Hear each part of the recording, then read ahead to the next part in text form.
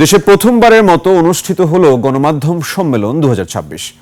মত প্রকাশ ও গণতান্ত্রিক মূল্যবোধের উপর সংঘটিত হামলার প্রতিবাদ এবং স্বাধীন, দায়িত্বশীল ও সাহসী সাংবাদিকতার পক্ষে ঐক্যবদ্ধ অবস্থান জানাতে যৌথভাবে এর আয়োজন করে সংবাদপত্রের মালিকদের সংগঠন newspaper owners association of Bangladesh NOAB ও সম্পাদকের সংগঠন সম্পাদক পরিষদ।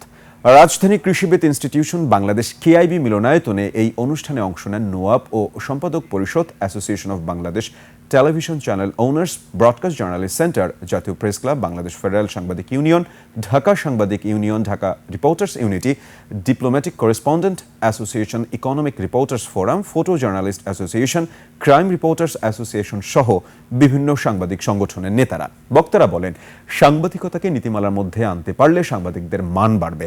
যার উপরই আঘাত আসুক, ঐক্যবদ্ধ হয়ে মোকাবেলা করতে হবে, সব বিভেদ ভুলে ঐক্য গড়ে তুলতে হবে। রাজনৈতিক প্রভাব মুক্ত রাখতে হবে গণমাধ্যমকে।